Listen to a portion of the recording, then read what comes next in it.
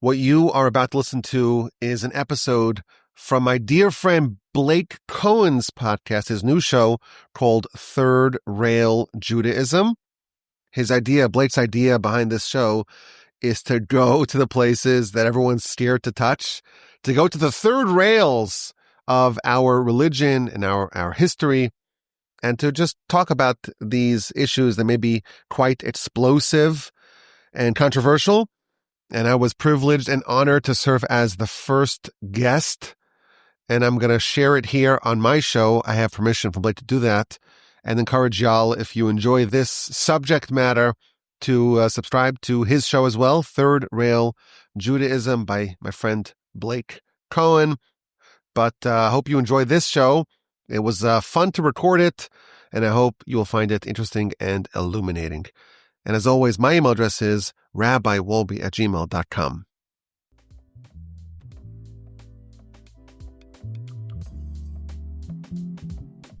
Howdy, I'm Blake Cohen, and this is Third Rail Judaism, where we explore the most controversial and misunderstood aspects of Judaism, Torah, Jewish history, Jewish law, and Jewish thought.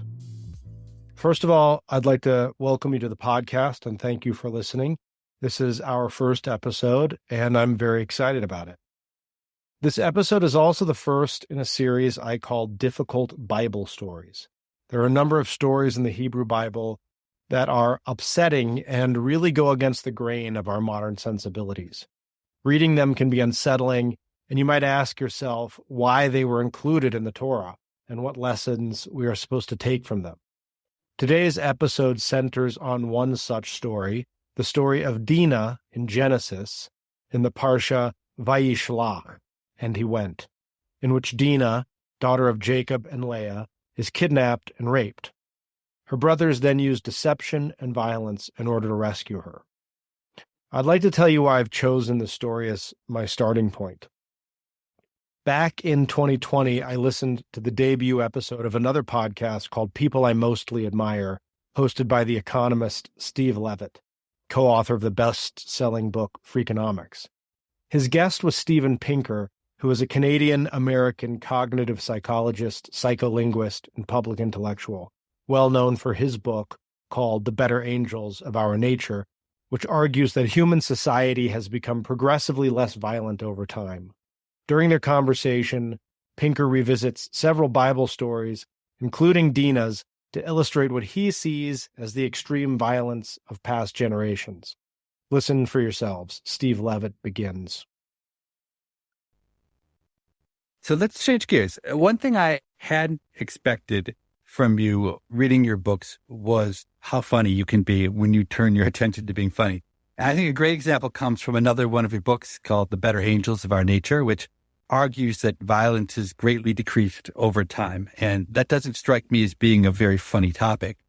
But your synopsis of the Old Testament in that book made me laugh so hard that I could barely breathe. Yeah, not everyone found that passage so funny. But yeah, so what I simply did is I went through the major stories of the Hebrew Bible, the Old Testament, and I just described them pretty factually.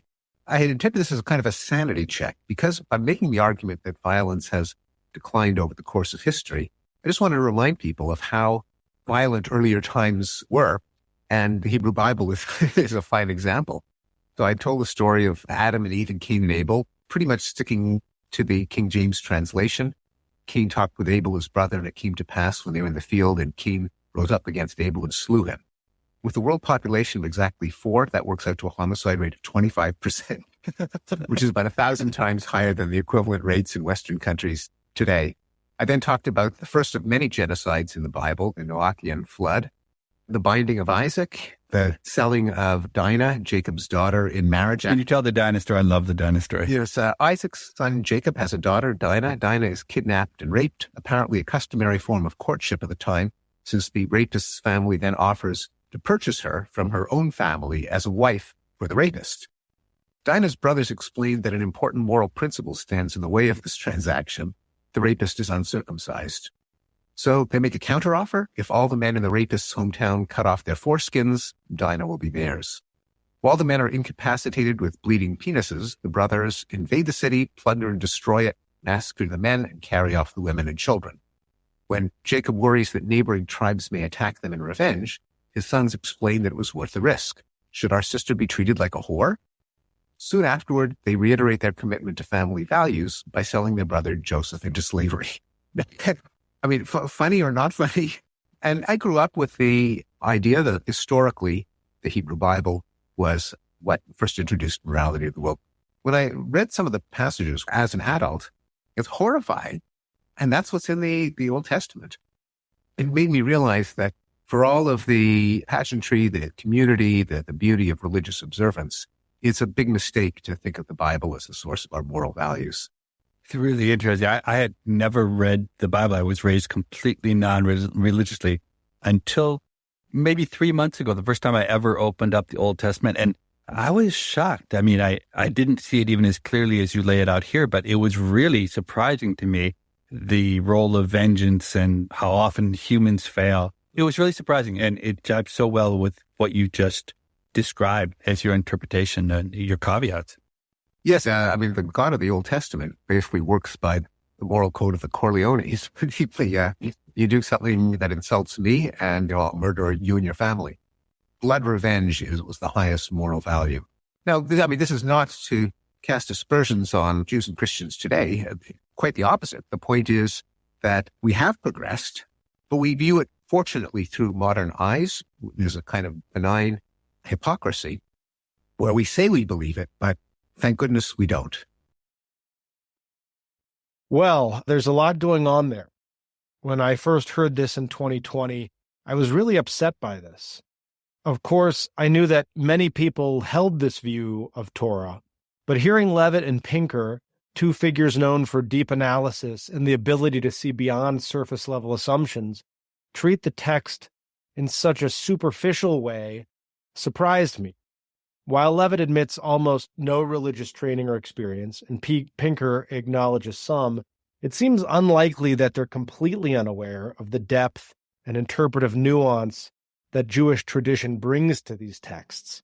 Yet they approach this story in a way that I suspect would horrify them if someone examined their fields, economics or linguistics, in such a perfunctory and slipshod manner.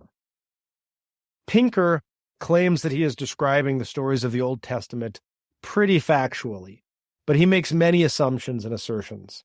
For instance, he claims kidnapping and raping a young woman must have been a customary form of courtship.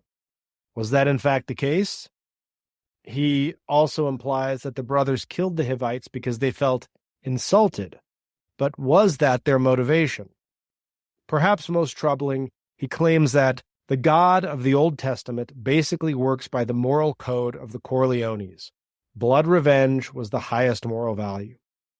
But even if blood revenge was Shimon and Levi's motivation, why does he assume that God approves of their actions? Furthermore, Pinker claims that it's a big mistake to think of the Bible as the source of our moral values, and that there's a kind of benign hypocrisy where we say we believe it, but thank goodness we don't. Of course, that hinges on whether Pinker's assessment of Torah's message is correct. He may be correct that violence has declined over the millennia since the Torah was written, but perhaps that is precisely because we have internalized the Torah's lessons on justice, equality under the law, the sanctity of the individual, and the idea that every human being is created in God's image. Could that be what's led to our modern rejection of violence, or at least our shared revulsion and condemnation when it does occur? But fear not, because to help us sort through these problems, I'm thrilled to welcome my friend, Rabbi Yaakov Wolbe. Rabbi Wolbe studied at the Yad Aharon Institute for Advanced Talmudic Scholarship, the Mir Yeshiva, and the Advanced Kollel for Elite Talmudic Scholars at Eish HaTorah. He is currently the Director of Global Outreach at Torch, the Torah Outreach Center in Houston, Texas.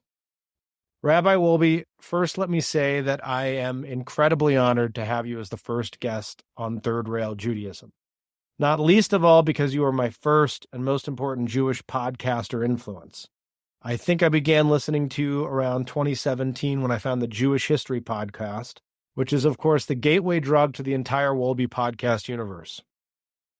You have podcasts on Parsha, ethics, Jewish life, Torah 101. You are certainly one of the greatest Jewish podcasters in the world, but I would put all my money on you being the most prolific. Well, I appreciate that. Wow. And I like that shout out. Yad Aron. That's a long time ago. Yeah, I guess it's still on my bio on my website. that's right. That's right. We I rolled did deep here. One of my colleagues sent me a message from one of my listeners that I have to update my bio, the bio of my wife on the Torch website, because it says that we have 5 children, but she believes it's actually 6. I don't tell her that it's a couple more than that. Right. You're going to keep your bio updated every once in a while. You can tell the last time you updated it by how many children it says you have. That's right. Well, again, thank you so much for joining me. And I'd like to jump right in it by saying that I can understand and I can remember, maybe not the first time I read the story of Dina, but certainly I can remember my early impressions of it. And it really is troubling, and it can even be an embarrassing thing to read. This and other stories in the Torah, I just in last week's Parsha even, reading about, okay, so you have a slave and they want to stay, so you take them over to the doorpost and bore a hole in their ear. These things can be very bizarre to contemporary audiences and very troubling. And this story is such a story. It seems like an unfair and unfortunate episode, to take something that is supposed to be holy, like circumcision, and to use it in this way, which seems kind of cynical and unethical. Of course, there are deeper layers here. Can you relate to that? Does that make sense? Yeah, I think it's very legitimate to ask these questions. And I wouldn't call it embarrassing episodes. We're not embarrassed about anything in the Torah. Not a single drop of ink, not a jot or a tittle of the Torah makes us embarrassed. However, it's in the Torah, and thus it must be instructive for us. And I think maybe a prerequisite for this conversation, I believe that every single letter in the Torah is authored not by Moshe, but by God Almighty. That's the traditional belief that we've had ever since the Sinai revelation, ever since Moshe, 3,300 years ago. That's important to note. So if this conversation is going to happen, we have to assume that this is actually divine, and literally every word, every letter, it's measured, it's perfect, it's pristine, and that there's nothing extra, and it's all supposed to be valuable and instructive for us. That little citation from that podcast that you mentioned, I thought they were maybe reading it very superficially. I don't believe that either one of those authors ever considered the fact that it is divine. Literally every word, every letter is from God Almighty. They had a little bit of a irreverent and cavalier attitude towards the stories of the Torah. So yes, there are questions that we have, and there are things that jump off the page as being odd or strange or bizarre, like the boring of the hole, and certainly this story that we're going to talk about today. And that's legitimate. And that's why we have so much commentary trying to understand it. Well, let's understand it and let's see what the lessons are for us, because to read it just superficially and to just read it as if we're assuming it's authored by a human, then we're not even talking on the same page. We don't have the same presuppositions going into the discussion. Well, thank you for saying that. And for today's discussion and probably further episodes, we will make that assumption that this is a divine work and that God wrote the Torah and Moshe was just a scrivener, if you will. We will certainly have an episode focusing exactly on that in the future. But even with Steven Pinker not necessarily making that assumption, he still makes assumptions about God's perspective on this story. Maybe as a starting point, we can start from a generality and move to more specific, but let me ask you, do we read this as prescriptive rather than descriptive, or vice versa? Meaning, if you read a story in the Torah, how do you distinguish between a story in which God, the author of the Torah, is telling you this is how you should behave, or one that is just describing an event that happened? Well, if it's in the Torah, it must have some lesson for us. That's an accepted principle that we're never told comprehensive histories or stories or narratives of even the greatest of personalities. Moshe, we don't know what happened to him from being a teenager until he was the age of 80. Like that whole part is completely omitted in the Torah. Abraham, one of the most significant personalities in the Torah, is introduced at the age of 75. We don't know what happened to him as a youth. And there are lots of gaps in his storyline.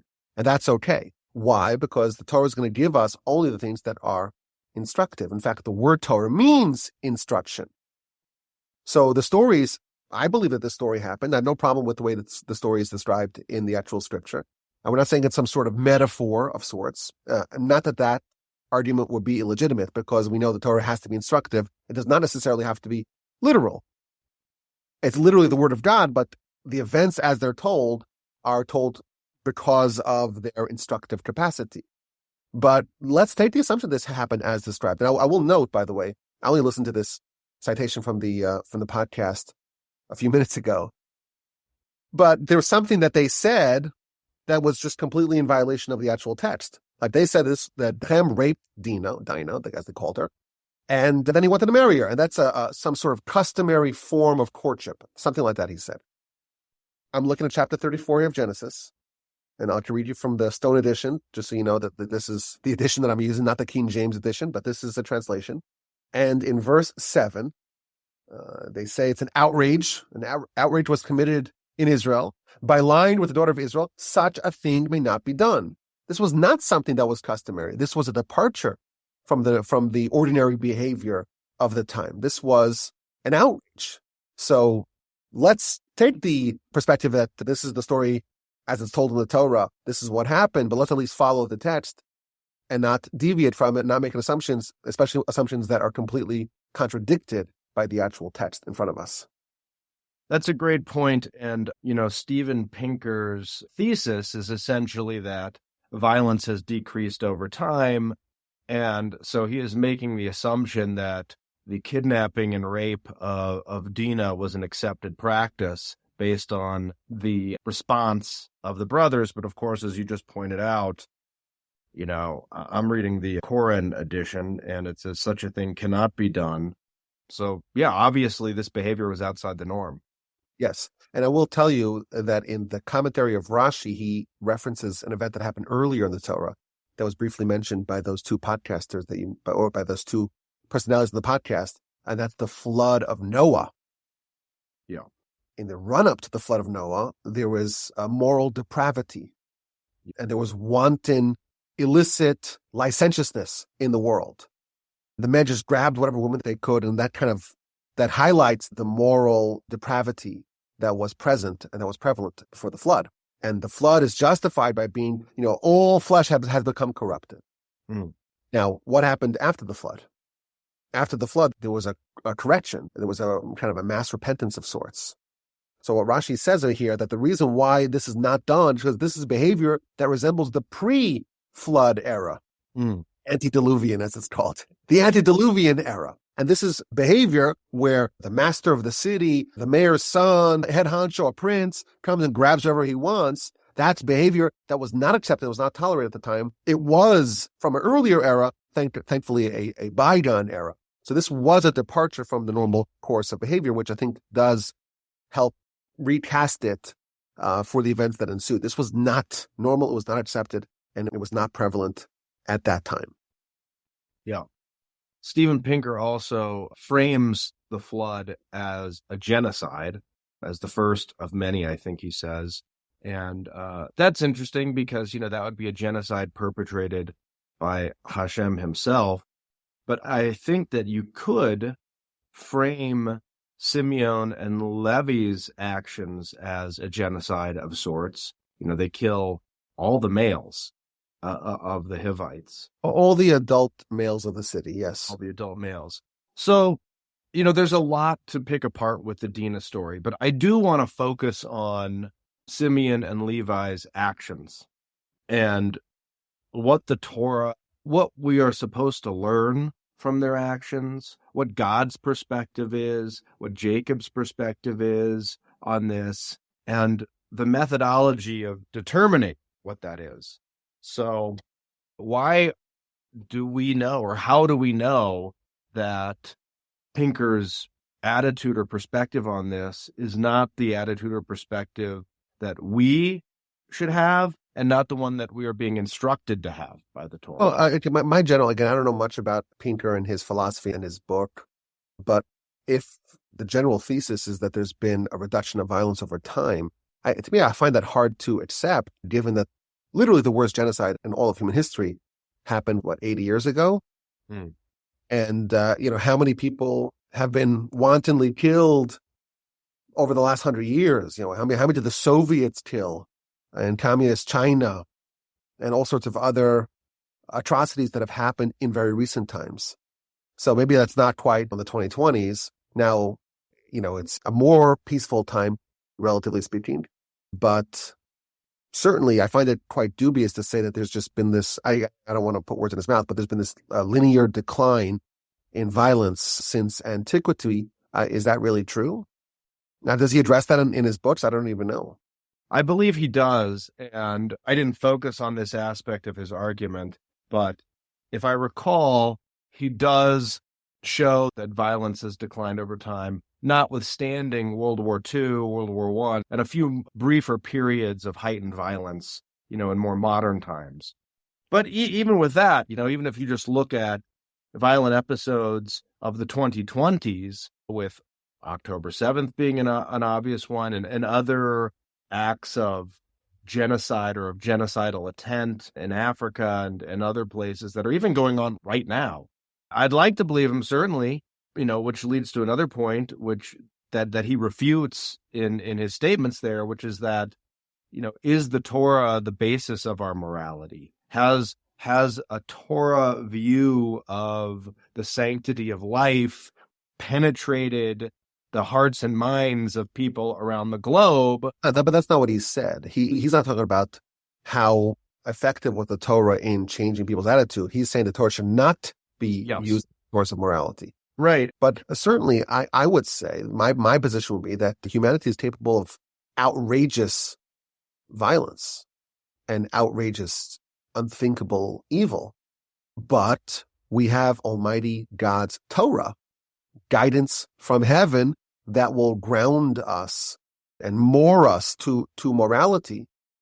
So I'm going to take the exact opposite side. I'm going to say that, yes, there has been a reduction of violence over the course of time, insofar as humanity has adopted the values of the Torah, the values of Almighty God. Okay, so I'm happy to go through the story and see where the questions lie. Let's do that. So you want to tell the story? Sure. I think our listeners have heard it in the intro, or at least heard Pinker's version of it. Should we go through it line by line here in the Sure. Let's go grab onto and hug that third rail. Let's do it. Let's do it. Dina, the daughter whom Leah had borne to Yaakov, went out to see the daughters of the land.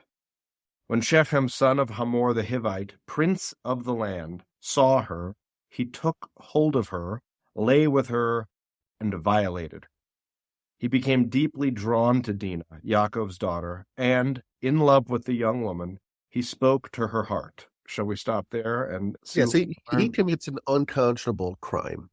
He takes this innocent girl and he sleeps with her and he violates her, which is quite dastardly. Now, I will note that there's no word extra in the Torah.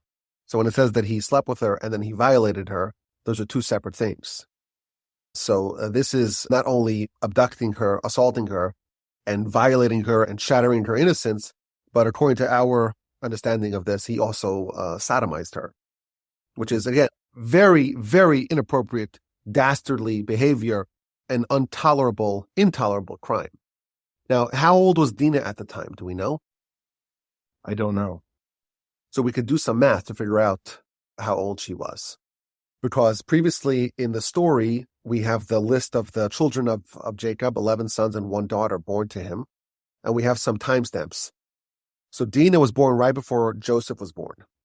And Joseph was born about 7.5 years before the events described in this story, Why? Because Joseph was born after 14 years of working for Laban, and then he stayed for another 6 years. So when he left Laban, it was 6 years after Joseph was born, and he's been traveling now for a year and a half. So Joseph was 7.5 at the time, and Dina was a little bit older. According to the calculation, she was 8 years old and 1 month. 8 years, 1 month old.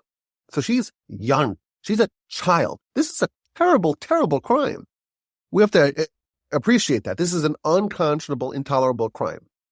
I think a way of introducing the Torah's perspective and the behavior of Shimon Levi is that this crime cannot go unpunished. It cannot be accepted. We don't believe, the Torah does not believe, God does not believe that crime should be tolerated, and certainly not crime of this magnitude. Notwithstanding her youth or the fact that she was violated, would her youth have been against the grain of the cultural norms of the time in terms of marrying somebody or having sexual relations with a female generally? We don't know exactly. We know that even 200 years ago, it was very common for young teenagers to get married. Today, what the average American gets married at the age of 30, something like that. 50 years ago was much younger, and certainly 100 years ago, 150 years ago was much younger. So it's hard to know exactly what was normal at the time. But certainly we're not talking about a mature, fully developed. Oh, maybe, but if so, it's a very young person by any standard. Yeah. So it's possible that she would have been old enough to get married at the time, but certainly his behavior, when you understand what he did and to whom he did it, and the fact this was not acceptable by any standard of morality at the time, and certainly not by our standard, it's important to keep that in mind to understand the events that ensued. All right, shall I continue? Let's go. Shechem said to his father Hamor, "Take this girl as a wife for me." When Yaakov heard that he had defiled his daughter Dina, his sons were in the field with livestock. And so he stayed silent until they came home. Anything in there we should note? Well, it's important to note that Jacob is not reacting rashly to this. And that's one of the qualities we see with Jacob. He doesn't behave rashly to basically anything. He's unflappable. But he's going to outsource some of the reaction or the appropriate behavior to his sons, which is noteworthy. I think it is noteworthy. Shechem's father Hamor came to Yaakov to speak with him. Meanwhile, Yaakov's sons, having heard what had happened, came back from the field. They were shocked and furious, for Shechem had committed an outrage in Israel by sleeping with Yaakov's daughter. Such a thing cannot be done. But Hamor spoke with them and said, "My son Shechem has his heart set upon your daughter. Please give her to him as his wife. Intermarry with us. Give us your daughters and take our daughters for yourselves. Settle with us. The land is open to you. Live here, trade here, acquire property here." This is a very nice offer, right? Maybe we could just forget about the troubles of the past and forget about the crime that was done and move past it and just forgive and forget, and we'll develop economic ties. We'll do trade. And that may have been reasonable in his eyes, but it's not reasonable at all in the eyes of Jacob and his sons, which is important to note, because one of the questions we have to ask is, okay, well, what about the other sons of Jacob aside from Shimon and Levi? Because you pointed the spotlight on Shimon and Levi, what they did. Well, what about all the other brothers? What was their solution? I don't know, but to your earlier point, it does say that they were all shocked and furious, and they all declared that such a thing cannot be done. So, I think we'll get later in the story to why Simeon and Levi were the ones who actually executed the slaughter of the Hivites and why their brothers didn't participate. But I do think it's important to note that they were all shocked and furious, which also supports your contention that this was not a cultural norm of the time, because you would not be shocked, maybe furious, but certainly not shocked if it was a cultural norm at the time. Yeah, but it wasn't, and the verse says so plainly. Yeah. So far, we have Shechem kidnapping and raping and sodomizing a young girl, Jacob and his sons finding out, being extremely angry, Shechem's father, Hamor, then visiting with them and making them a deal that he's hoping that they can't refuse, which is essentially to tie their communities together through commerce and intermarriage. I'll continue here. Then Shechem said to Dina's father and brothers, "Let me but find favor in your eyes, and I will give you whatever you ask. Set the bridal price and gifts as high as you like. I will give whatever you ask of me. Only give me the young woman as my wife." So he wants to sweeten the deal. In addition to the commercial, economic, trade benefits, just charge a dowry, whatever you want, or reverse dowry, right? I'll pay whatever you want. Okay, He's so clearly infatuated and obsessed with Dina. yeah, so this is really curious and fascinating. This girl, he is willing to pay whatever price for her. He kidnaps her, he rapes her, he sodomizes her, and then he falls in love with her. On what basis does he fall in love with her? And on what basis is he willing to pay any dowry price? And why would his father agree to this? Is there a subtext here? Was she that I think remarkable of a the girl? subtext is that this family and these people, Abraham, Isaac, Jacob's children, they are incredibly impressive. They're charismatic and they're talented and they're gifted in every possible way. And they're in the eyes of example, like he's willing to give up everything and also throw caution into the wind, as we shall see, to not sniff out the deceit that's incoming. But these are very, very impressive people. And by the way, this harkens back to another interaction between this family and the Hivites. You recall perhaps when Sarah died and Abraham needed a burial spot for his wife. So he meets and he interacts with the local populace and they just accord him tremendous honor. You're a prince of God amongst us, whatever you want, you could have. These were very significant and serious people in the eyes of their countrymen, their contemporaries. Oh, Were those Hivites that Abraham bought a cave from? I believe that's correct. Let's go back to, I have my book here in front of me. That will be chapter 23, I believe. Sorry, I got mixed up. I made the old Hittites. Hittites and Hivites. Okay. Easy mistake. Forgive me. Yes, that's a Hivi and that's the Hittite. Yeah. Hivite, Hittite. But we could have no relation. No relation. Okay. I was going to say no, they're different. They're different Canaanite nations. They are related, but they're all Canaanites. Yeah. Canaan was more of a general. They're different Canaanite nations. They are related, but they're all Canaanites. Yeah. Canaan was more of a general classification, and there's different families, different tribes amongst the Canaanites. Okay. So far in the story, we're at the point where Shechem has offered anything that Jacob and his sons want in exchange for their daughter. And this is their response. Yaakov's sons responded to Shechem and his father Hamor, and they spoke deceptively. I've also heard this often translated as with guile.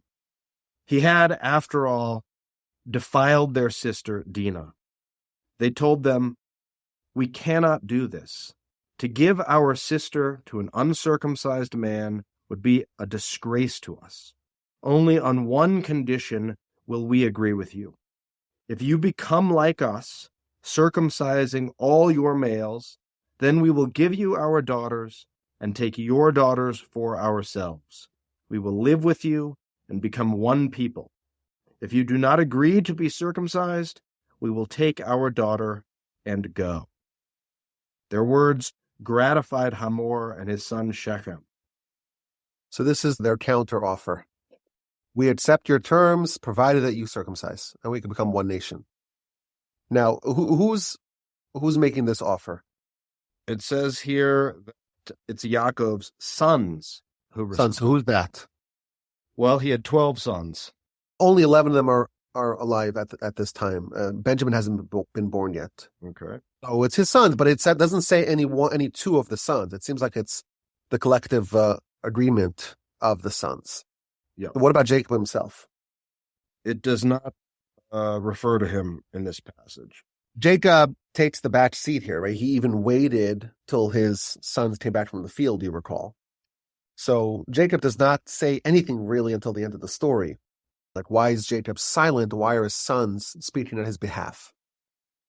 Good question. I don't know. I could hazard some guesses. Is he very old? Is he trying to pass the torch to his sons? No. So that's not what's happening over here. This is a disgrace. And to talk with these terrorists, it's beneath the honor and the dignity of Jacob. And therefore, Jacob appointed his sons to speak on his behalf because it's proper honor and respect to not make the patriarch, Jacob himself, have to interact with these people. How do we know this? Well, okay, so that's a good question. So first of all, that was the analysis of the Ramban. Ramban is Nachmanides, one of the great commentators on the Torah. We see throughout the Torah, children never should speak in front of their parents. We know that. Honor your parents is part of the Ten Commandments. We know that. The only person that there's an example of a child in the presence of their father or mother, child answering the question that really the father should have answered, it's only happened once in the Torah, aside for this, and that is when Laban spoke before his father, Bethuel. And all the commentaries agree this is because Laban is a crook, is a wily, deceptive kind of person, and everything that he does, we have to learn to do the opposite. And this was in the episode where Jacob is trying to find a wife? When Abraham's servant is trying to find a wife for Abraham's son, Isaac. Oh, okay. Yeah. And so there's an accepted understanding that when your father's present, you keep quiet. Okay. And so here we are at the second and only other example of this. In the previous example, you mentioned that Laban was in the presence of his father. Are the sons in the presence of their father here, or has he sent them? Is Jacob at this meeting? Well, let's see what it says. It doesn't say explicitly one way or the other. But regardless, this is something which Jacob's position should be manifested, should be spoken. So what the Ramban says, the way he understands why the brothers are at all interacting, is that they got instructions from Jacob, but they understood it's not appropriate for Jacob to speak. It's not fitting his honor. Therefore, they got directives from him, but they spoke. So this was Yaakov's idea? Okay, so what we see here is that the deception is here. Here's where the word deception appears in verse 13. What is the Hebrew word for deception? Nirma, deception. And how do you feel about the translation guile or deceptively? With guile. Nirma appears, I think, twice in the Torah, or at least up to this point. When Jacob usurped the blessings from his brother, Isaac tells Esau, your brother came bimirma, with deceptiveness. And in both instances, the translation of Onkelos, which is the most authoritative translation, and cited by Rashi, is that they translate the word mirma, which means deception, as chachma, as wisdom, cleverness. Word clever means intelligent, but also means a little bit sharp, a little bit shrewd. Yeah, a little shrewd. Yes. Okay, great. This is sharp, and there's deception here. But what's the deception here? Because the actual genocide, the slaughter, was done only by Shimon and Levi. It appears that the deception is in place here. And by the way, I just noticed now in verse 11 it says the father and the brothers are present. So that's explicit. Okay. So they're all there. Yaakov's sons are the ones who actually respond. They respond with this kind of clever, shrewd deception. I'll just say that I have a theory here that I haven't necessarily heard before. I'm sure you can shoot it down for everyone, but I thought maybe that the deception and the cleverness and the shrewdness was that they did not anticipate Shechem and Hamor to accept this offer. And they thought that therefore they would just return Dina because they didn't want to go to war with Jacob and his sons. Okay, not only am I not going to shoot that down, I'm going to congratulate you.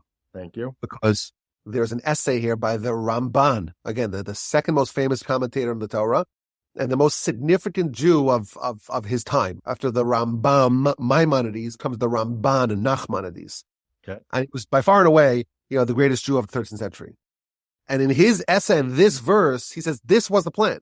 The plan that Jacob had and Jacob's sons had, all of them, not just Shimon and Levi, all of them, was to say, there's no way you'll do it. We'll just make the terms so disagreeable that you'll say, okay, we can't do it. Fine, here's Dina. We'll try something else, right? That was the original plan.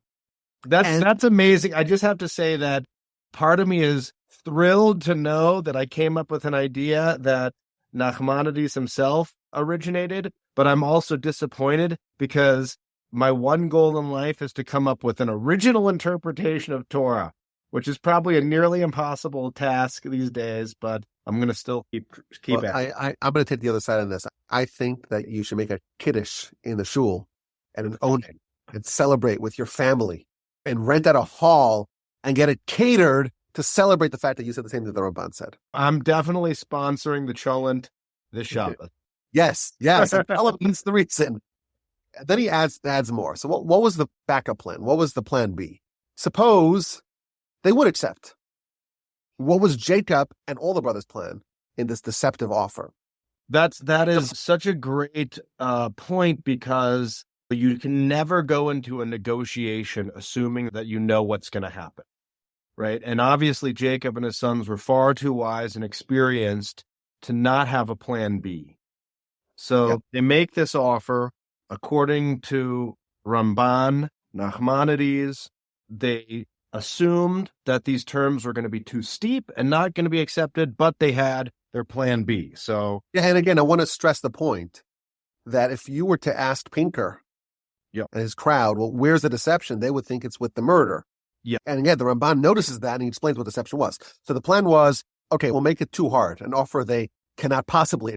Yeah.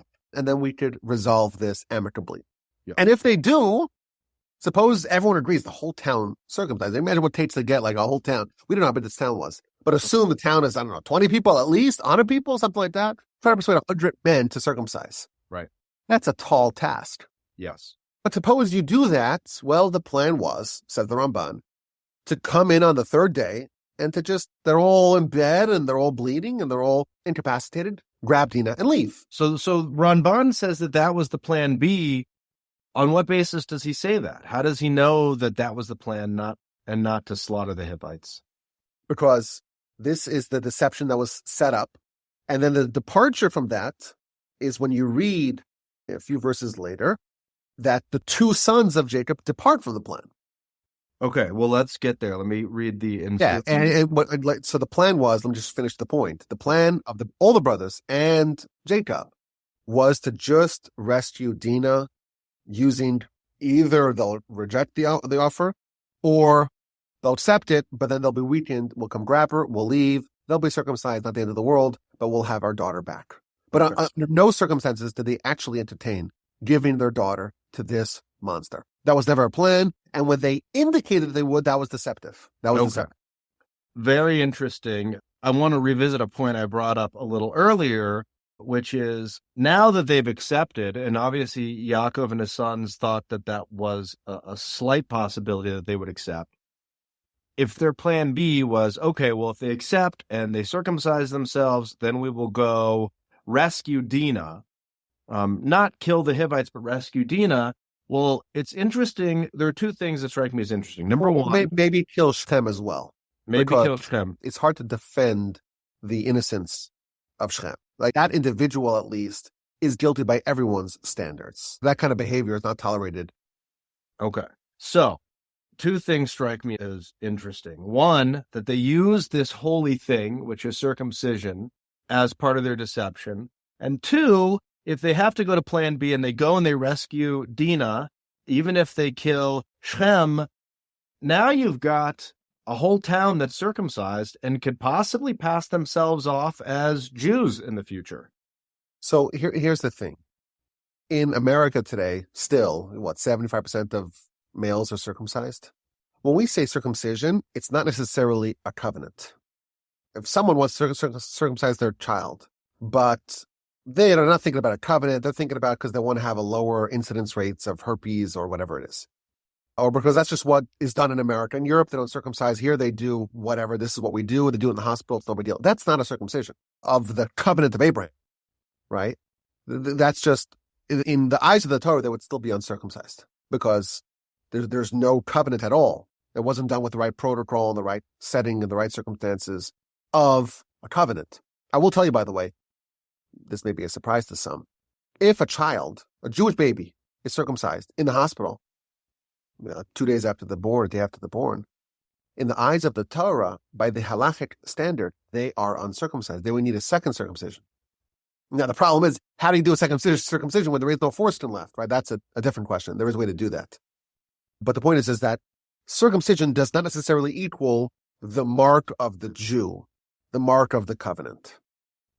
So do we know if Yaakov's sons were requiring a halachic circumcision such as it existed at this time, or if they were just saying just the removal of the foreskin? And how could they convince the Hivites that this was, going to be enough? I mean, if I was one of the Hivites, if I was Hamor or Shechem, I might think to myself, I mean, maybe they didn't have intimate enough knowledge of the circumcision practices of Jacob and his sons, but if they did, they might have seen through the ruse. Yeah, so there's a little bit of a different way that the circumcision is actually done. There's an extra step that's done to make it conforming with the Torah, whereas the earlier circumcisions, let's say done to the Keturah children, or maybe even to Ishmael, wasn't exactly following that protocol. But more importantly, the circumcision is the acceptance of the covenant. These people didn't want the covenant. What they wanted the daughters, they wanted the relationships, they wanted the economic benefits, they wanted what they were sold. So Yaakov's sons were not requiring that they become members of the covenant, just that they weren't sophisticated enough to know that. They're like, oh, these guys are circumcised, we'll be circumcised, we'll be like them. Okay. They didn't understand what that meant. They didn't understand that, no, just doing a minor surgery, that's not going to make you part of us, really. There's a lot of history that goes into it. That when a baby is circumcised, there's two blessings that are said. There's one blessing up on the mitzvah of circumcision. And there's a second blessing, which has nothing to do apparently with the circumcision. And that is, lahachniso b'riso shel Avraham Avinu, to enter this young child into the covenant of Abraham. That part, there's no way for these people to even know what that's about. They don't know who Abraham is, and they don't understand the implications and the symbolism and the existential transformation that's happening when someone's entering the covenant of Abraham. Okay, I could ask more questions about this, but I think we'll move on to the next few verses here. Their words gratified Hamor and his son Shechem. The young man, the most honored of his father's family, lost no time in doing it, because he longed for Yaakov's daughter. Hamor and his son Shechem came to the town gate and spoke to their fellow townsmen. Quote, "These people are friendly toward us," they said. "Let them live in the land and trade in it. We have space enough for them. We can marry their daughters, and they can marry ours. But only on one condition will they agree to dwell with us as one people. Every male among us must be circumcised as they are. Will not their livestock, property, and their animals be ours? Let us then agree to their terms and let them settle among us." All the people who went out by the town gate listened to Hamor and his son Shechem, and all the males who went out by the town gates were circumcised. All right, so lot going on in these last couple of verses. Maybe you can just go ahead and as I have questions, I'll ask them. Yeah, well, he sells the plan, unaware that he's setting a trap for himself, and he tells them, well, these people, they're peaceful with us, they're agreeable to us, and that we're going to make this big happy family and forget about the crimes that happened. And we'll marry their daughters, and we'll take these incredible young men as sons-in-law for our daughters. And they were very wealthy. We know Jacob was very, very wealthy. So he's the kind of person that you want to develop economic ties with. And it was persuasive enough that everyone agreed to circumcise. So are the townspeople aware that this is happening because Shem wants to marry Dina? They don't mention that explicitly as far as I can see in this sales pitch to their town people, they're basically telling them, hey, if we all get circumcised, we can essentially become one with these people, which also reverts back to our previous discussion that in their minds, they're entering the covenant, or in their minds, they're going to become one with Jacob and his sons. They're going to become the same people if they do this and have access to all the wealth. It is noteworthy. Twice in this narrative, it says that they will become one nation. You read it as one people, but Am really means a nation, like Am Yisrael Chai. The Hebrew says that we'll become one Am, one nation. And that's part of the pitch given to Shechem and his father. And it's part of what Shechem and his father told the townspeople, will become one nation. Meaning take two nations and meld them together into one. This is important to note because that may be one argument to justify the violence of Shimon and Levi, is the fact that this was an attack from one nation on a second nation. Shechem and Hamor do their best to sell this to the townspeople, and they highlight livestock, women, property, animals. And I don't know what the difference between livestock and animals are, if you have any insight into that, or what the Hebrew might be. But again, this is what they highlight. They don't say to their townspeople, like smaller animals versus larger animals. Livestock is like bovines, cows. Yeah. So they don't take the townspeople to the gate and say, Hamor doesn't say, hey, listen, my son fell in love with this girl. The only way that her family will allow Shechem to marry her is if we do this, right? It seems a little bit cynical the way he's selling it to his people. I don't know if they just knew what was going on, because I have read commentaries where the Hivites were aware of the fact that Shechem had kidnapped and raped this girl. So but that's certainly not what's being emphasized. So they agree to it. The males agree to it. So I'll continue on here. On the third day, when the people were weak from their pain, two of Yaakov's sons, Shimon and Levi, Dina's brothers, took their swords, entered the unsuspecting town, and killed every single male. They killed Hamor and his son Shechem by the sword, took Dina from Shechem's house, and left. So it's the third day after they were circumcised, which I have read commentaries that say that's when the pain is the greatest, and the Hivite men would have been the weakest. Yes, which, by the way, we know from earlier in the Torah, when Abraham, after his circumcision, was day 3 of his circumcision, when God appeared to him, and that's when he meets the 3 angels masquerading as men. You remember that story from chapter 18 of Genesis. Yes, and he puts on quite a feast for them in spite of his probably great... Yes, and I have spoken to converts who were circumcised as adults, and they attest to this too. So here we get to the question of, why was it only these two? And why didn't their brothers participate? So what do we know about it? What we know is that this is a decision that they made together, and the other ones did not want to participate in it. They thought it was a mistake.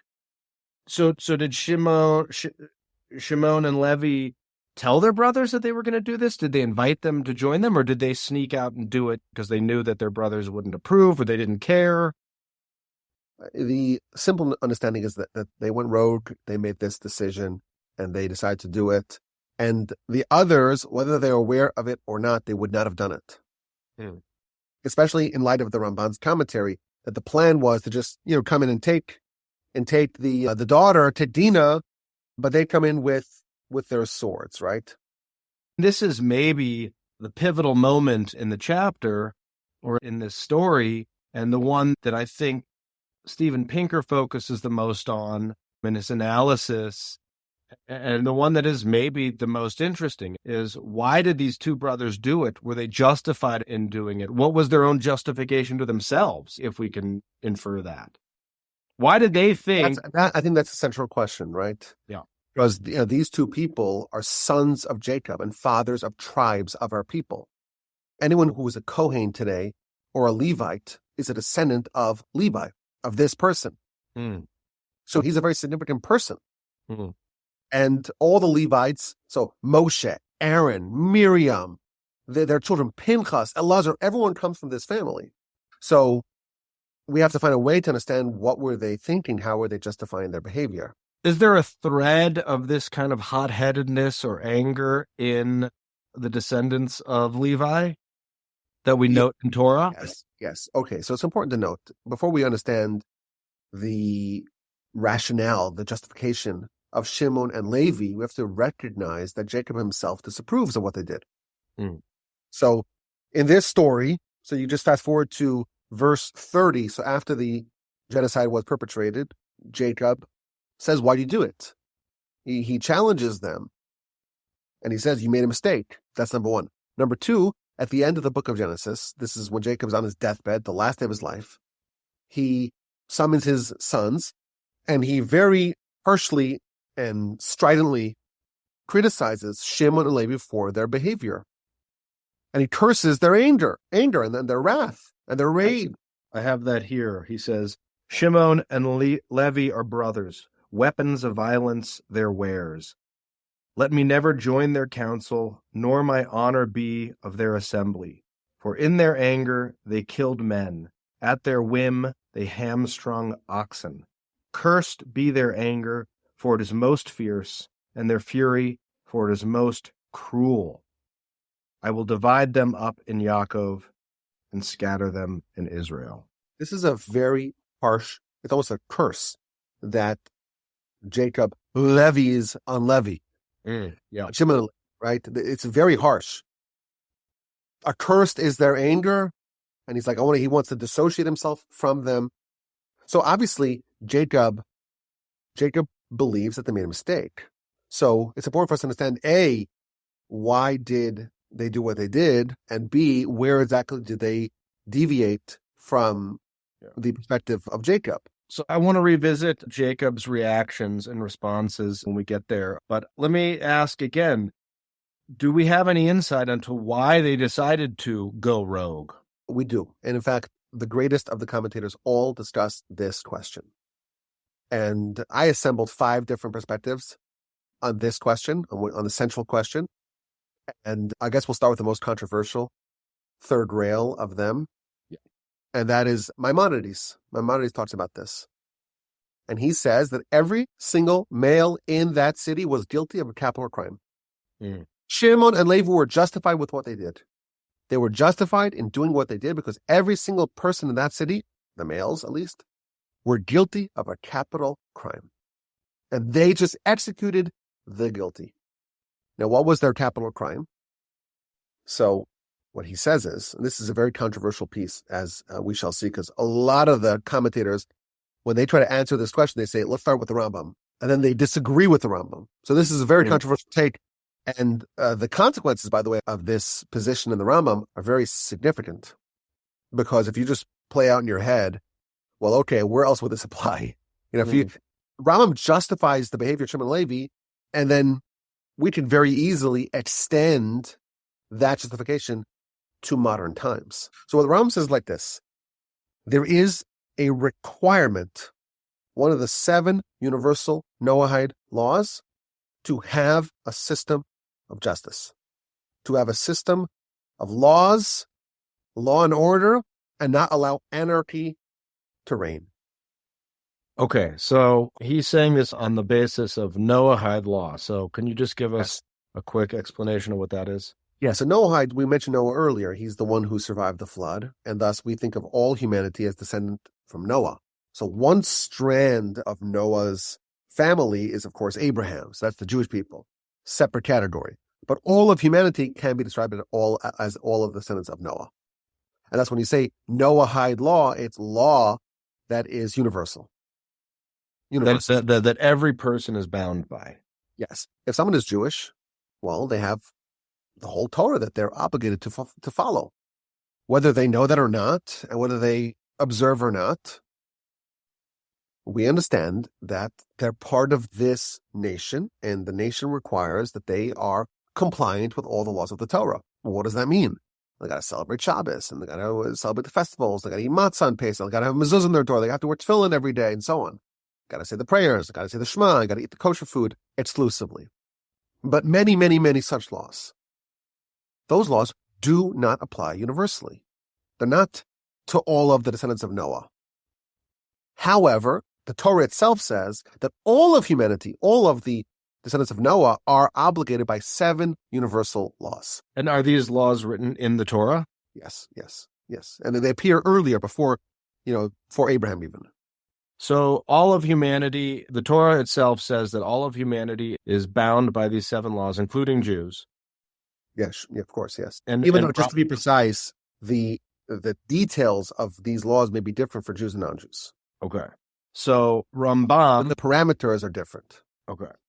So Rambam Maimonides says that because the Hivites were not adhering to these laws, they were guilty, and Shimon and Levi were simply meting out justice. Yes. So let me ask you this. How do we know whether or not the Hivites were aware of these laws? And if they weren't aware of them, are they bound by them? Because there are a lot of people who've never heard of Noahide law. That's a very good question. And that question is also very well legislated in the literature. And one answer is ignorance of the law doesn't mean you're not bound by it. This is the rules that God set forth for all the descendants of Noah. Whether you know about it or not, you're still bound by those laws. If someone does, God forbid, they embezzle money, they didn't know that I have to report, that I cannot do insider trade. And no one told me. That doesn't matter, right? That's one way to think about it. There's another way to think about it, and that is that each one of these 7 Noahide laws are actually laws that you don't need to have external instruction to. They're all logical laws. Thus, any human with an operational intellect can deduce that these are appropriate, that these are necessary, that these are mandatory. One of them is that you have to have a system of laws. And when there's lawlessness, that a man could just grab any woman he wants and do whatever he wants to that person, and there's no one who's stopping them, no one's getting up and saying this is inappropriate, no one's protesting this, it means that they all endorse it. So this is, according to Maimonides, the Noahide law that the Hivite men breached. Yes. They all saw what happened, and they all knew about what happened. What is the law exactly? So the law is to have law. To have laws. Yes. And they saw lawlessness. They saw objective crime, terrible, unconscionable crime, and they did nothing about it. And so what should the Hivite men have done? They should have stopped it. They should have protested. They should have arrested him. So they should have stopped it if they were able. But let's say they weren't able. Let's say they weren't aware of it until after the fact. What should they have done after the fact? That question is asked by the commentators. They say, wait, I told you there's a very controversial piece in the Rambam. Yep. And the commentators themselves pose that question. Wait a minute, he's a prince. He's got security. You can just go, you're just a regular average Joe member of this city. You're just a regular resident. What could you possibly do? You can't go arrest him. And that's why Rambam's position is challenged from multiple fronts. One of them is the question that you posed. Wait a minute, how could you say that I should go judge, I should go arrest the mayor, I should go arrest the prince of the... I can't do that. So therefore, I should not be liable, I should be culpable for not doing something about it. I'm just thinking... That's one of the sharpest questions on the Rambam's position. But again, this is what the Rambam says, and this is the most controversial justification of what Shimon and Levi did. They killed the guilty. And why were they guilty? Because they allowed lawlessness and anarchy to reign, and they did nothing about it. And that is in itself a capital offense. That's what the Rambam is saying. Well, Rambam would have been a great guest for Third Rail Judaism because he has many such cases of him saying things that were controversial. But listen to this. I told you that this plays out once we're getting controversial, right? So let's talk about the innocent Gazans. Yeah. You ready to go there? Sure. So I was thinking, wait a minute, according to this Rambam, anyone who is aware of crime and tolerates it, even if they're not in charge per se, but they do nothing to try to stop it, Shimon and Levi could walk into their city and chop their heads off, and the Rambam would say they're justified. Now, again, it's important to note, Jacob disagrees with Shimon and Levi. So you have to understand, according to the Rambam, wait, is he justifying Shimon and Levi? So why is Jacob challenging what they did? He obviously agree with them. So maybe you're right. Maybe Jacob was right, which is another realm to this discussion. But I found on this question, sorry, I'm over speaking over you. There was the chief rabbi of the Israeli Defense Force was a man named Rabbi Goren. And he was talking about terrorist sympathizers, supporters of the PLO, supporters, even if they're supporters of terrorists. And he cites this Rambam. And he says, first thing he says is that they have no right to live in the land of Israel. And I can read you the quote here. It's in Hebrew, so I'll just translate it. If someone gives a hand to an intifada, and even if they know about it and they don't say anything about it, and they don't stop the terrorists and the murderers, then they are included in this Rambam. That, according to this Rambam, who says that Shimon and Levi were justified, it would be justified to knock out not just the terrorists, but the quote-unquote innocent Gazans who are tacitly supporting it, which is, again, a very controversial position to take. That someone who doesn't do any active acts of terrorists, but stands by idly while terrorism and wanton murder and bloodlust and slaughter is happening and do nothing about it, that in itself, their tacit acceptance of it would be grounds for them to be guilty of a capital crime. Now, he doesn't say it explicitly. He just says, look at the Rambam. I think he's trying to avoid getting arrested by the ICC. But this is why it's a very controversial piece, because I don't know of anyone who would advocate for this today. It is a fascinating topic for what is happening right now in the wake of October 7th. I think that the appearance of collective punishment is what upsets a lot of people. And of course, I do not think that collective punishment is what's happening, but the Rambam is actually saying it's not collective punishment. Each person is guilty on their own merit or lack thereof for the crime of not enforcing justice. Yes. And maybe they couldn't have stopped the prince, but maybe after the fact, they should have had some kind of a legal system in order to put him on trial or convict him. I don't know if Rambam goes that far or gets that detailed about what they should have judged him. That's what he says. They should have judged him. Now, I will tell you this is controversial because the Ramban, so Nachmanides, challenges Rambam, and he says, wait a minute, if this is true, if they were justified, well, why does Jacob get angry at them? Why does he criticize them? Maybe he should have done it himself. Also, why, if they were justified, why wouldn't they have gotten their brothers on board? Exactly. So why did the brothers not join? Why did Jacob not join? And why did Jacob criticize them? So obviously, Jacob's behavior indicates that he disagreed with them. Yeah. And he did not believe that what they did was justified. Yeah. And it brings up, like, the Noahide laws are one thing, but the question is always, what are the punishments? So is the punishment for breaking a Noahide law always capital punishment? Well, this is a part also, you could say that Shimeon and Levi did not follow Noahide law either in that they did not put the Hivites men on trial. Okay, so that's a very good question.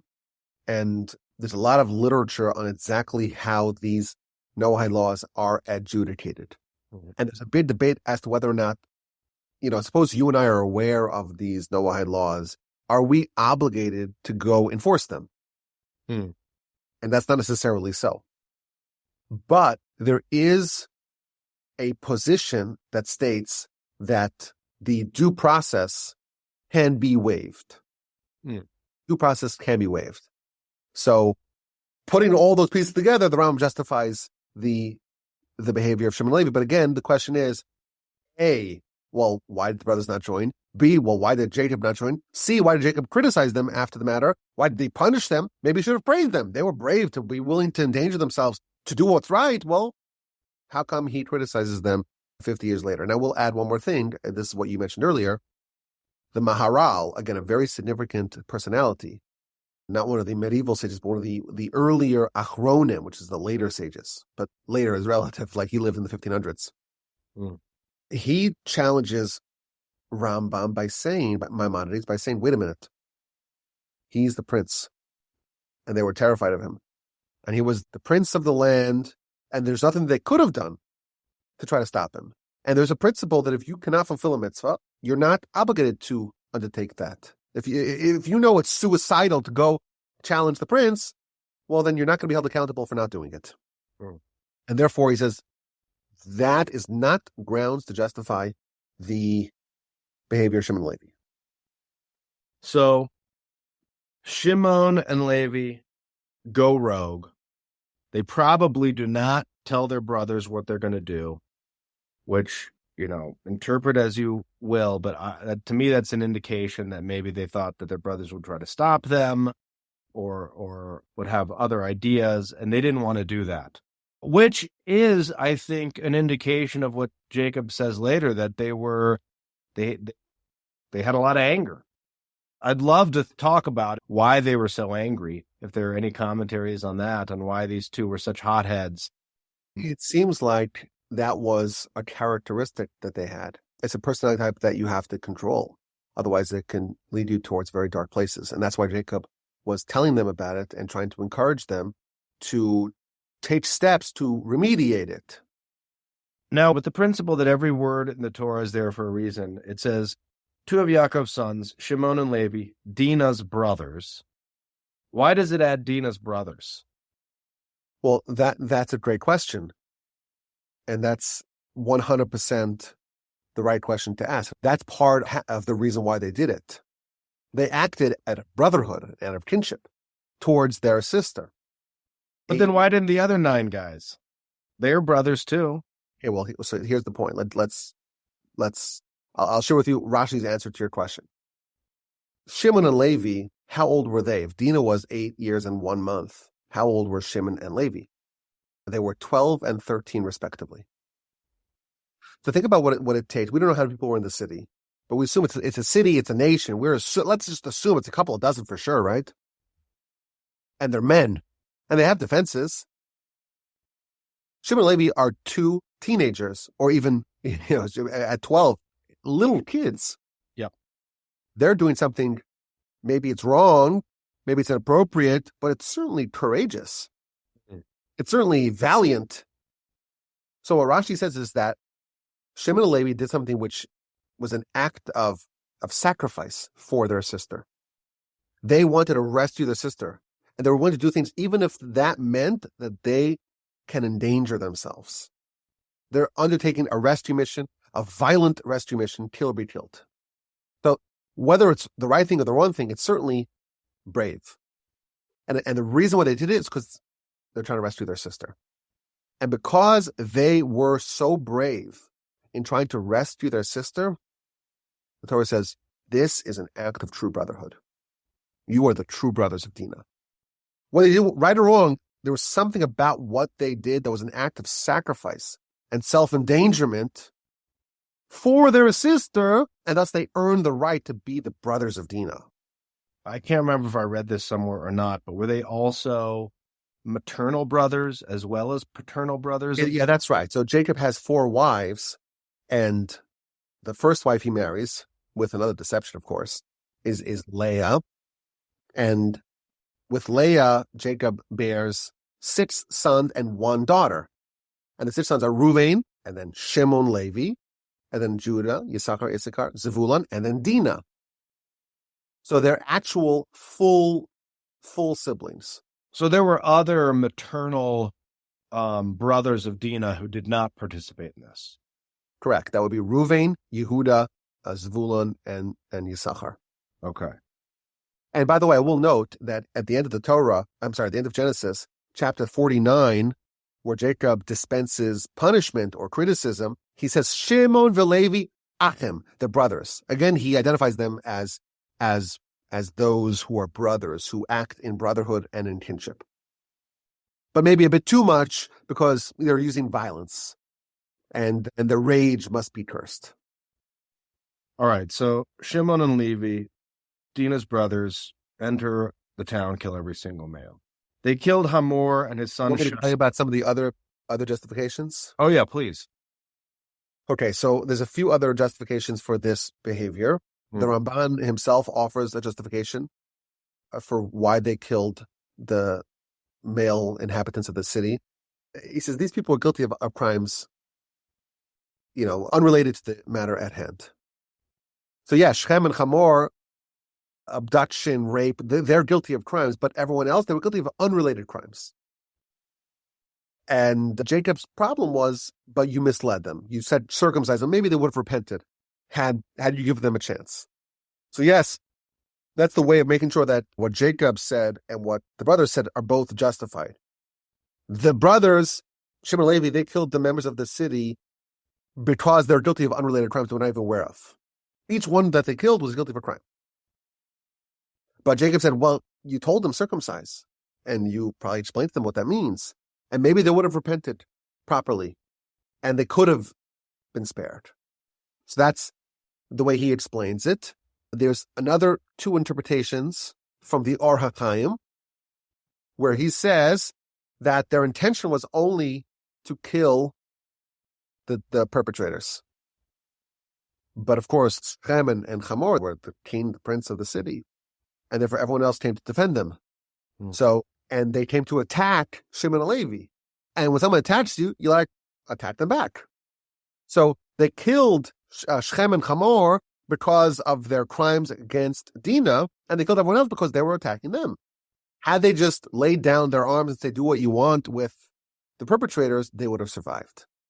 And it's also noteworthy, just what was the order of the killing here?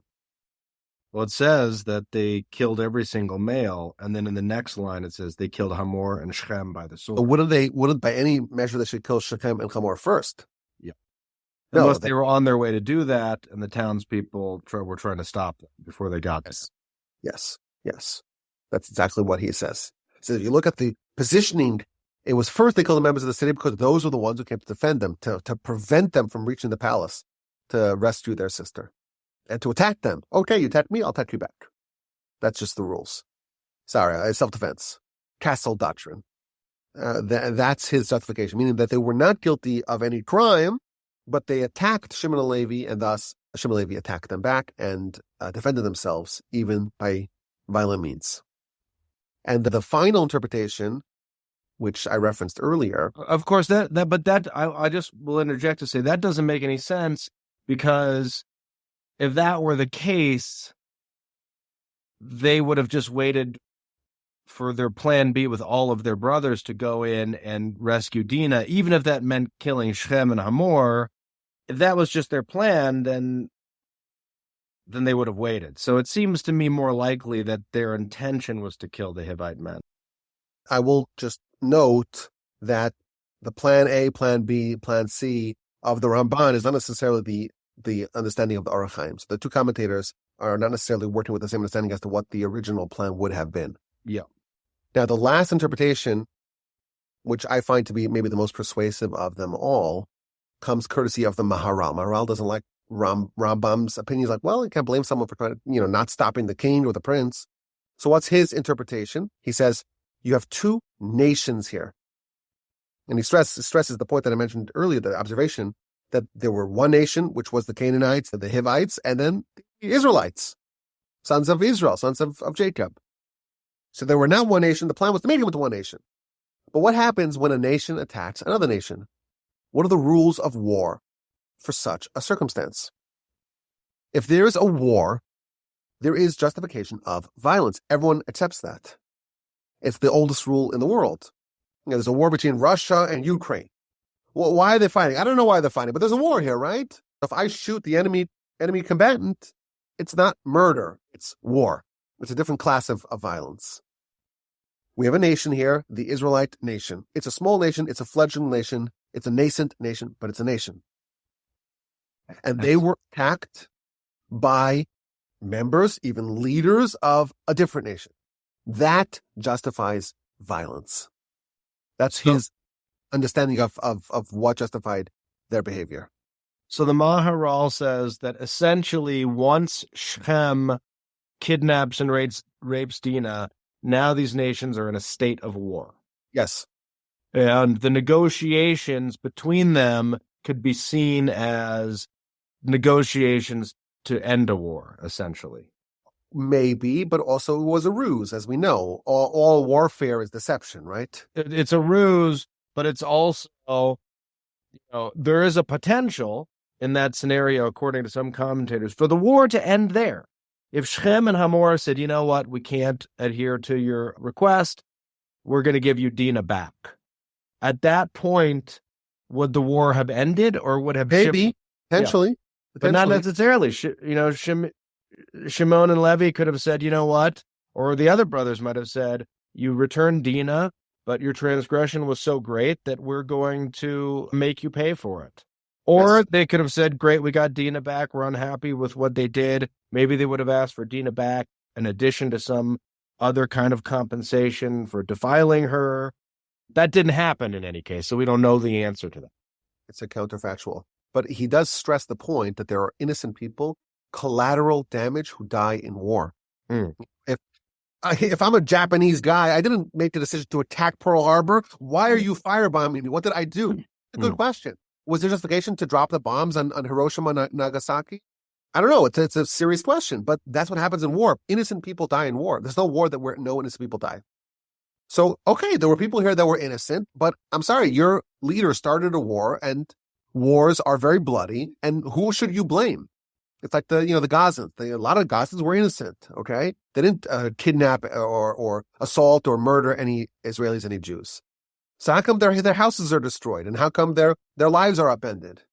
Who's to blame for that? Well, who started the war? The war was started by Hamas. It's Hamas's fault. There's innocent death. Well, whose fault is that? Who started the war? Hamas started the war. They're guilty. So it's a terrible, terrible tragedy when it happens, but sorry, that's what happens in war. In war, innocents die, and thus the culpability of that is placed at the hands of those who started the war. And in this case, it was Shechem who instigated this conflict. They killed Hamor and his son Shechem by the sword, took Dina from Shechem's house, and left. Yaakov's sons came upon the dead and plundered the town that had defiled their sister. They took their flocks, their cattle, their donkeys, and everything else of theirs in the town and out in the field. Their wealth, their children, and their women they took captive and looted. So it's clear who was doing this, or this seems like it's not just Shimon and Levi, this is everyone, right? Yes, this sounds like all of Yaakov's sons. Shimon and Levi go in and slaughter the Hivite men and get their sister. And left, it says. So they, presumably returned home. At that point, Yaakov's sons all enter the town and loot it, take everything. Like literally everything. Women, children, livestock, possessions. They take it from the houses, they take it from the fields. I want to read this very carefully because you said literally everything. When you go to verse 29. Their wealth, their children, and their let's go to the Hebrew. Okay. Go to the Hebrew. Great. Es kol chelam. The word kol. What does it mean? It means all. All of their wealth. Ves kol tapam, and all their youth. Ves, and also nishehem, their women. It does not say kol nishehem. So again, Pinker and King James edition, and even the Korah, it's hard to get that nuance. So you have one verse that one word is kol chelam, kol tapam. Whoa, nishehem doesn't say kol. So I saw for the first time today one of the commentators that says, wait a minute, what this plunder, this booty taking, it seems to be comprehensive. You said it was comprehensive, but it's not. It says kol chelam. Even in the earlier verse, it doesn't say the word kol, right? Tzonam, which means their sheep, their livestock, their donkeys, what's in the fields in the city. And then it says kol chelam, all their wealth, kol tapam, and then nisheim, their women, does not say that. Shavavai vozu, they took, they plundered. Ves kol ashavavai, everything that's in the house. So you have 4 themes in that verse, and 3 of them it says the word kol, which means all, and then women does not say all.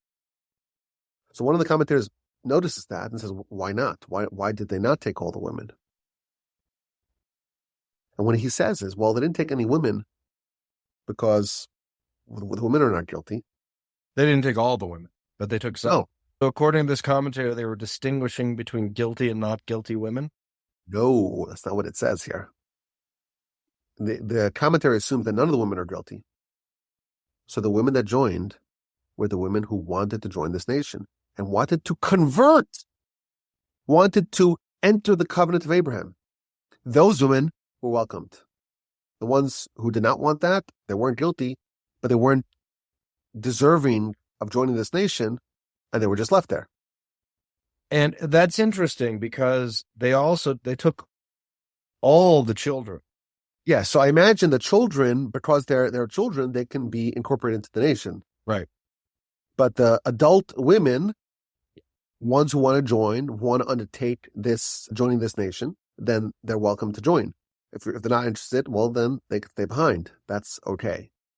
But it does recast the understanding of what was the goal of taking these people. Now, the plunder, I would argue that the plunder of the actual wealth, that is also a bit of a deterrent.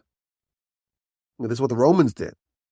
And this is what a lot of people in warfare, what they do is you want to make sure that you exact a penalty for instigating a conflict. That's what's happening right now in Gaza. If Gaza is just restored to the way it was earlier, there's no penalty, then there's no deterrent for this happening again. It has to be that there is a stiff penalty, and that will serve as a deterrent. So one might think that the destruction of Gaza itself would be a stiff enough deterrent. Well, they'll build it up. History has shown us that is not the case. Yeah, they'll build it up, and what will stop them from doing it again?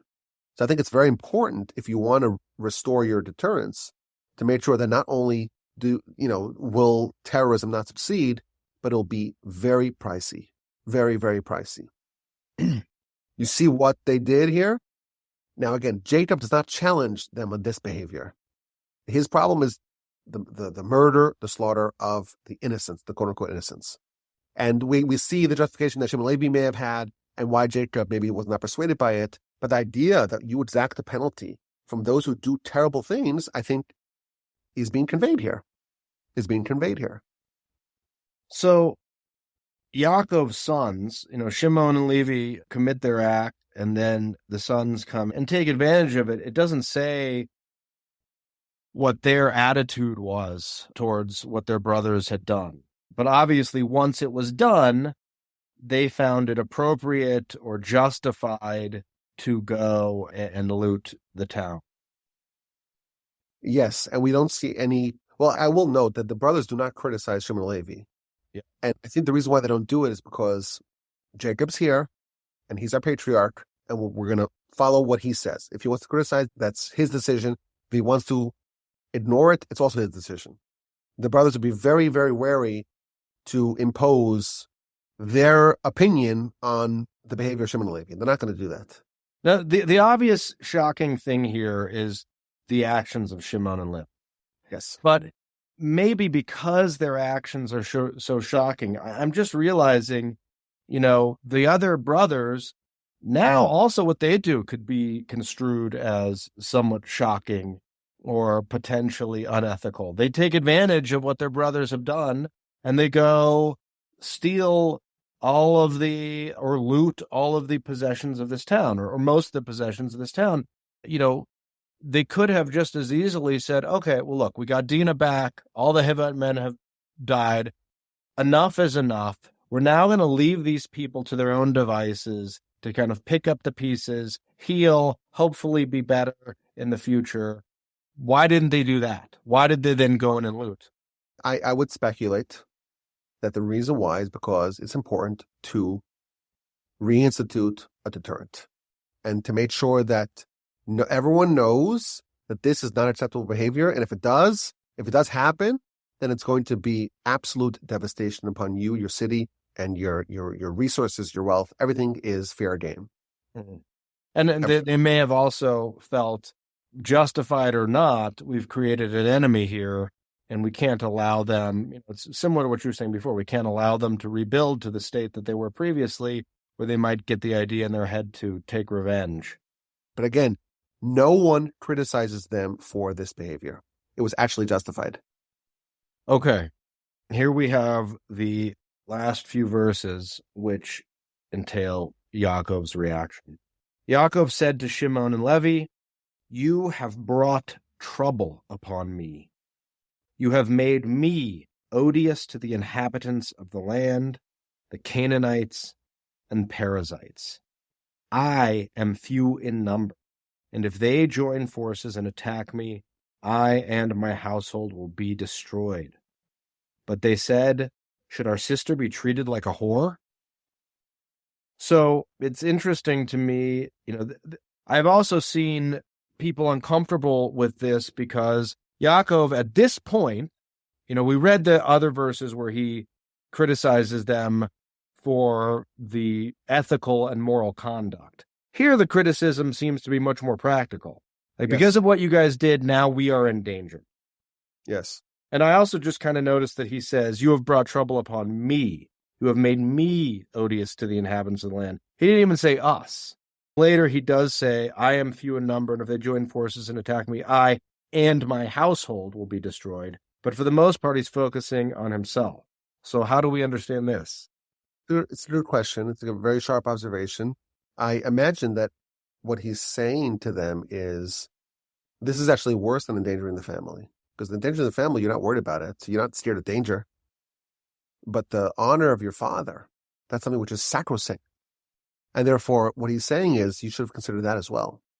Now, I think the dog not barking is the fact that Jacob does not levy the criticism that he waits 50 years to levy, right? At this time, if you do the math, Jacob is 97 years old.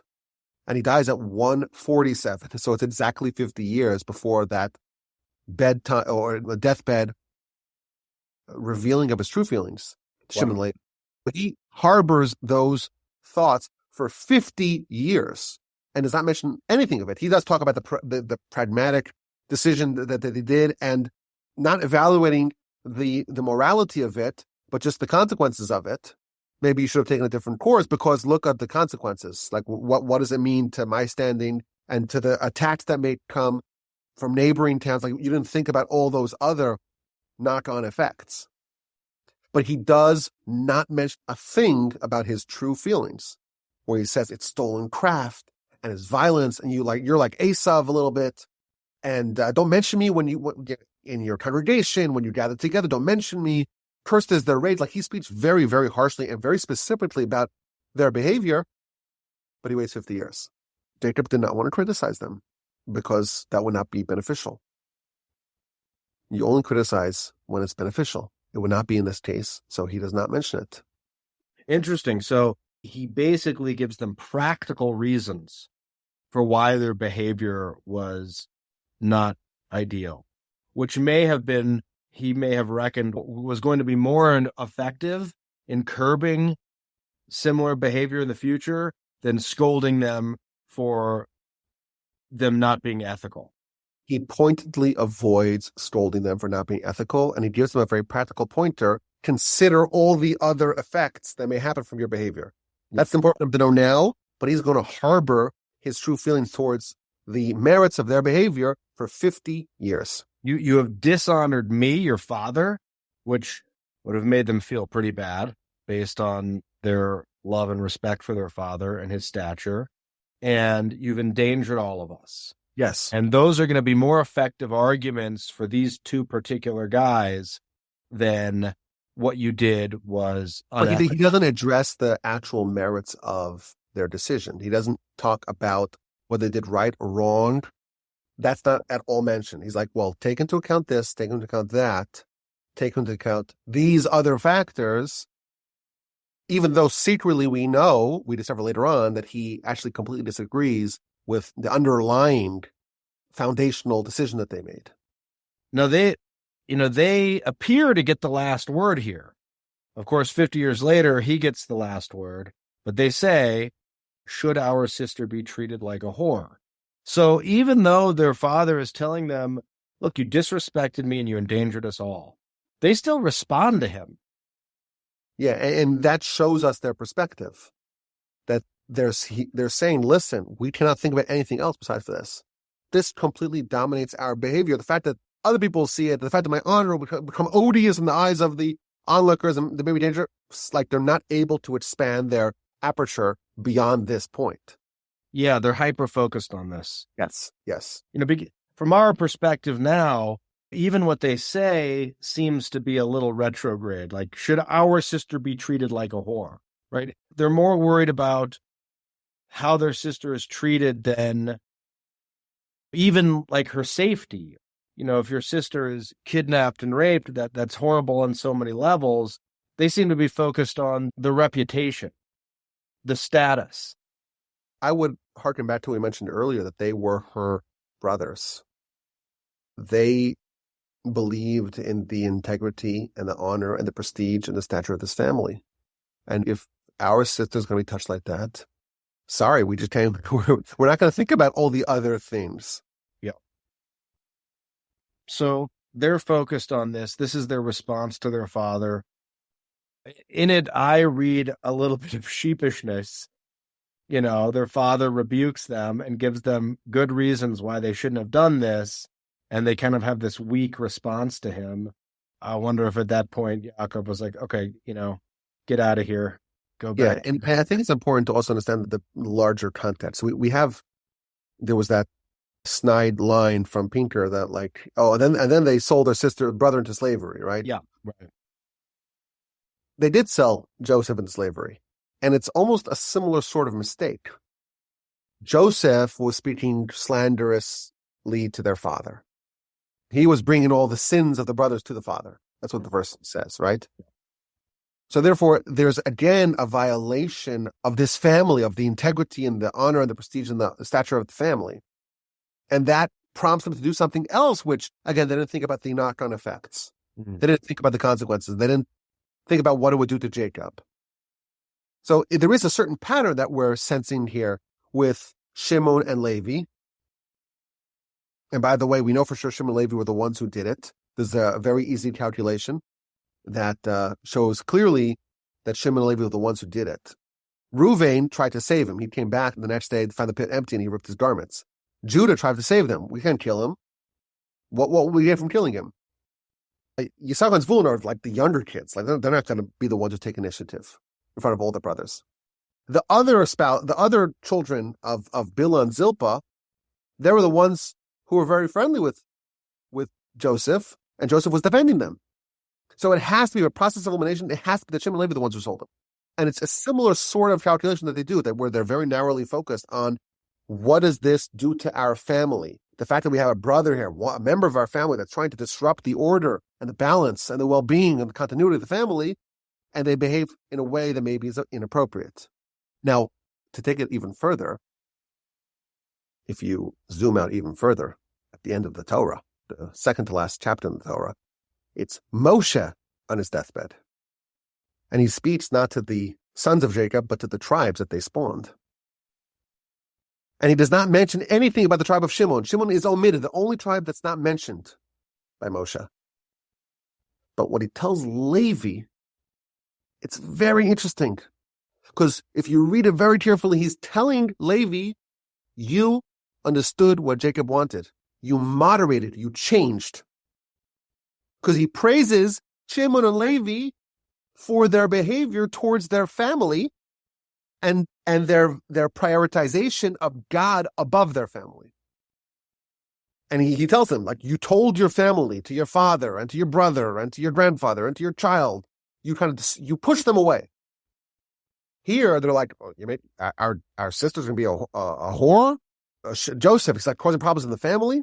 So like when family kind of made them see things not clearly. And they made rash decisions. And the fact where they made a very clear decision in the aftermath of the golden calf, it's a whole story. But Moshe highlights the fact that they were able to see beyond the family and to make clear, level-headed decisions. That is the greatest praise, where they understood where they went wrong and they moderated and they rectified it.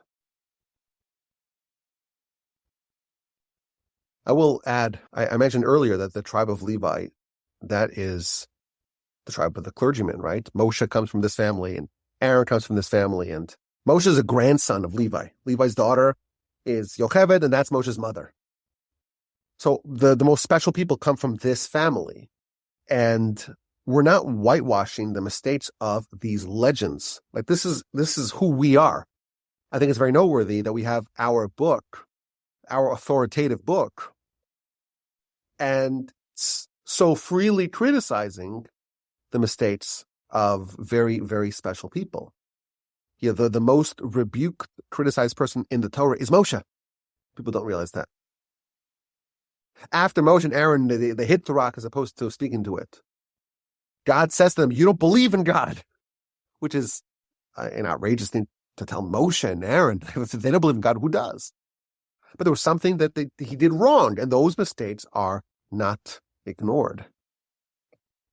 I think that this story does serve as another example of the fact that, hey, we have the holy book of the Jews, and it's instructive, and the humans portrayed in it are not infallible, and they make mistakes, and we were shown their mistakes, and they're criticized for their mistakes, and the hope is that they improve as a result. We're not angels, we're humans, and clearly Jacob believed, whether or not he was right or wrong, but Jacob believed that they made a mistake. Both at the time he criticizes them, 50 years later he criticizes them.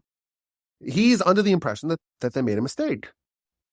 It's the Torah is an honest portrayal of the human condition and human behavior, and the hard work is in understanding what our orientation should be to these stories. And I think that's what's lacking from Pinker's analysis, ultimately, is that it's taken at face value that if it's in the Torah, must be idealizing that behavior. Right.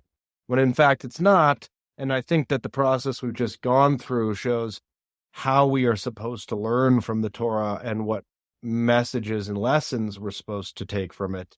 And seeing Jacob's criticisms of his sons and how he handles them is as instructive in a way as the criticisms themselves.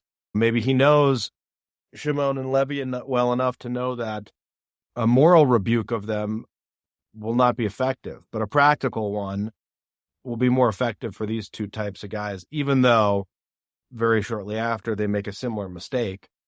But, this leads to another aspect of Pinker's criticism or his commentary, which is that the God of the Torah has the moral code of the Corleones, which seemed to me one of his most far-fetched claims, in that why is he making the assumption that what God wants is blood revenge, or that God is idealizing this? And so what can we learn about what God's perspective is on their behavior? Is that just what the commentaries? I think the fact that the Torah, the fact that the Torah, the Torah authored by God, tells us this story and highlights the mistakes that they made, and certainly the criticism that Jacob gives them, both here and later on, that is an indication that there was something wrong with their decision making, and with their ignorance of other factors, and with their actual violence. Yeah. So I think that's actually the exact opposite of what Pinker was trying to bring out. That if there was a mistake, well, the Torah itself spells it out for us to learn what not to do, which is act rashly, take justice into our own hands. First of all, to go against Jacob, right? Jacob did not advocate for this. Like, why'd they go rogue? Whether or not Jacob had a different plan, but they clearly spell out their argument and their plan to Jacob. Why not? That's what they should have done. And Jacob would have said not to do it, as evident by the fact that he says this is not the way. So I think that's the most basic criticism. And then again, Jacob himself highlights the fact that they're violent. Where's the violence come from? You have to maintain your equanimity even under very difficult and challenging times. There's a cool epilogue to this story. Do you know the epilogue to the story? No, I do not. Dina became pregnant from this interaction. And she actually had a daughter. She was the mother. Shechem, now deceased, is the father. And the Midrash tells us that the brothers of Jacob wanted to kill this baby. The brothers of Joseph, the children of Jacob. They thought, like, this is just the daughter of Shechem, that terrible villain that we killed. let's kill the baby too. We don't want to have any remnant of this sordid affair. And Jacob said, no, you can't touch the baby. And he made an amulet that would protect her, and he sent her to Egypt. And she was adopted by Potiphar and his wife. And she actually married Joseph. That's the full epilogue to the story. That actually Joseph married the adopted daughter of Potiphar, who was actually biologically the daughter of Dina and Shechem. Amazing. So Now, what takes even further, Joseph ends up with an extra plot of land. So if you recall, at the end of the Torah, before the deathbed scene of Jacob, in chapter, I think it's 48 of the Torah, of Genesis, open it here so I don't misquote it. Jacob tells Joseph, I'm going to give you the city of Shechem. So Joseph today, the burial spot of Joseph is in the city of Shechem. wow. The same city where this atrocity happened. Why did Joseph marry it? Because Joseph married the heir to Shechem. The only heir to the city of Shechem, the biological daughter of Shechem, was actually his wife. And thus his family tribe inherits that land. So do we know who the descendants of Joseph and Shechem and Dina's daughters are? Yes, we do know. We have Ephraim and Manasseh, the two sons of Joseph. Remember the ones that Jacob does the switcheroo with his hands? Yeah. Those are grandchildren of Shechem. Were those Yeah. Joseph's only two sons, Ephraim and Manasseh? That we know of. That we know. The Torah references other sons, we don't know their names. Amazing. And they were all with this girl, this daughter of Dina and Shechem. All of his children, or Yes. did he have other wives? Certainly the two that we know of. We don't know of any other wives that he had. That is an amazing epilogue. It's a real mixed bag. Well, the nice thing about it is that Shechem ended up with a great legacy because of his, after he died, obviously, but his posthumous son-in-law is Joseph. Yeah. And his posthumous grandsons are Ephraim and Manasseh. And they became part of the great nation, the two tribes. So Joshua, Moshe's successor, is from the tribe of Ephraim. That means that Joshua was a descendant of Shechem. Yeah, he ended off pretty well with the bargain, if you think about when all is said and done. In a way, he got what he wanted. Yeah, he got part of this family, exactly. Yeah. Amazing, Rabbi Wolbe. Thank you so much. Did we survive our hugging the third rail? Time will only tell. We'll see what the responses are, but this was better than I could have imagined or hoped for. And I just loved getting into the details of this and really exploring this difficult Bible story in the way that it was intended to be analyzed and understood. And I hope that this is the first of, it's actually not our first podcast together, but this is our first Third Rail Judaism podcast together of many. Well, as I told you, I cannot wait to be invited back. And I hope the show takes off and you're able to dive into more of these knotty and controversial and difficult subjects. And again, we were not embarrassed of it. We're not embarrassed of it. It's part of the Torah. And it's not always easy to figure out what the lessons are, but that's what we're supposed to do. We're not going to shy away. We're not going to edit it out of our reading. We read it every single year. We read it. We don't omit it. We never skip anything. It's important for us to study it. And sometimes it's hard for us to figure out what the lessons are. We try to really use a fine-tooth comb to try to study it, to try to understand what the words actually say, and see the nuance, the subtleties, and of course all the commentaries, and hopefully emerge with valuable lessons and insights that are, like we said earlier, that Torah means instruction. They are instructive for us, and hopefully encourage us to live a more uplifting and moral life. Thank you, Rabbi Wolbe. Thank you for inviting me, and good luck with the podcast. Thanks. Talk soon. Well, I think we have demonstrated that, contrary to Pinker's assertion, the Dina narrative is anything but a simple endorsement of violence and blood vengeance. This kind of nuanced, multi-layered interpretation is in sharp contrast to Pinker's blanket framing of the Old Testament violence as if it were endorsed by God, when in fact the text takes pains to show the ethical struggles, missteps, and deeply human frailty and imperfection, even among the most prominent figures in our history. We are all, after all, human beings, subject to the human condition. Thank you for listening, and if you had made it this far, let me compliment you on being a true Iron Man. I really hoped you enjoyed the episode. If so, please drop a rating and brief review.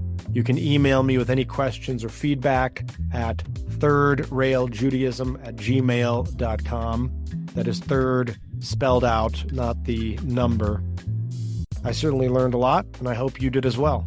Thanks again, and until next time.